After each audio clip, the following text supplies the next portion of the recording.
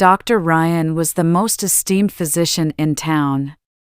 He had treated countless patients with the utmost care and dedication, earning the trust of everyone who knew him. But behind closed doors, Dr. Ryan had a sinister side that no one knew about. One day, a patient named Sarah came to see Dr. Ryan for a routine checkup. She was a young woman in her mid-20s, with long, curly hair and a sweet disposition. Dr. Ryan examined her thoroughly and then prescribed her some medication.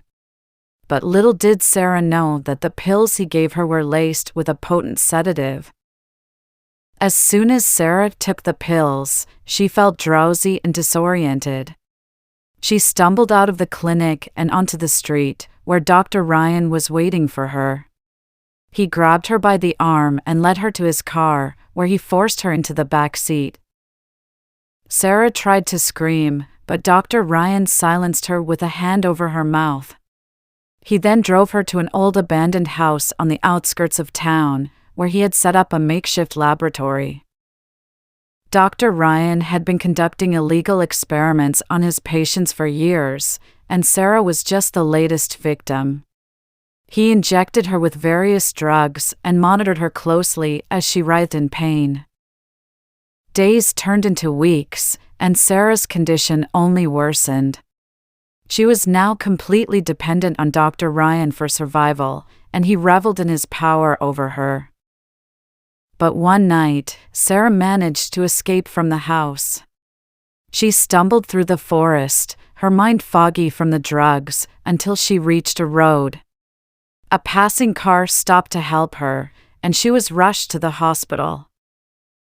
The police soon caught up with Dr. Ryan, who was arrested and charged with multiple counts of kidnapping and medical malpractice. Sarah was left with permanent physical and emotional scars from her ordeal, but she was grateful to be alive. The story of Dr. Ryan's evil deeds shook the town to its core, and many people who had once trusted him were now filled with fear and suspicion. The clinic where he had worked was shut down, and the building was demolished. But even years later, some people couldn't shake the feeling that Dr. Ryan's dark presence still lingered in the town, watching and waiting for his next victim.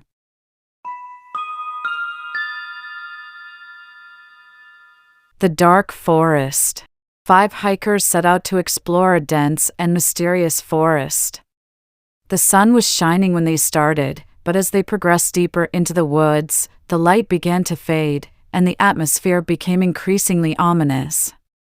The group of friends tried to keep their spirits up by chatting and joking, but the eerie silence of the forest eventually silenced them all.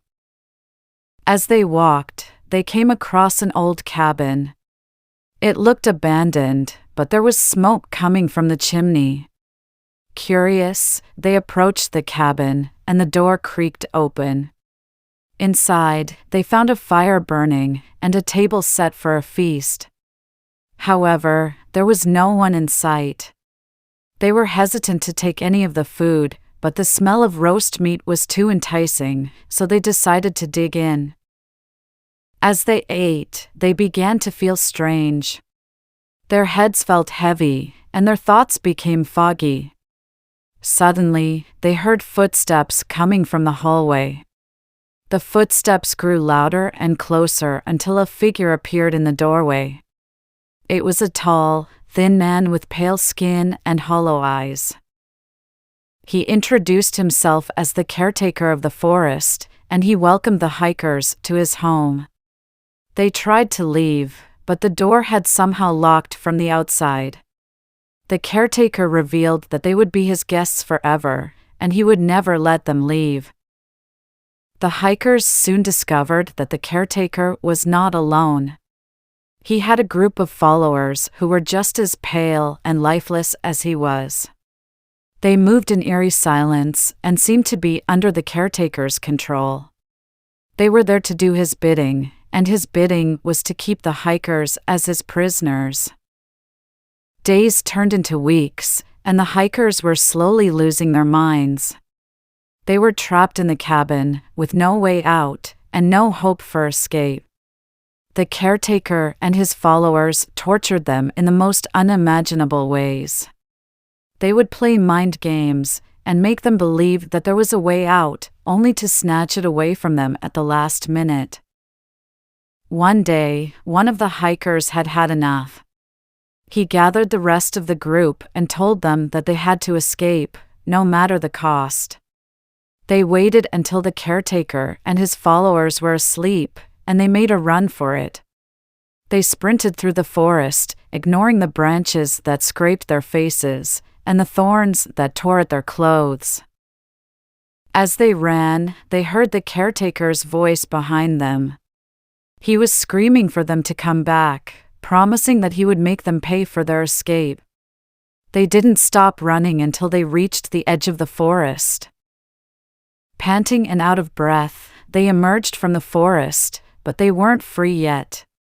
They were surrounded by the caretaker's followers, who were closing in on them. The hikers realized that they had only escaped the cabin, not the forest. They were still in the caretaker's domain, and he was not going to let them go. In a moment of desperation, one of the hikers found an old, rusty knife on the ground. He picked it up and brandished it at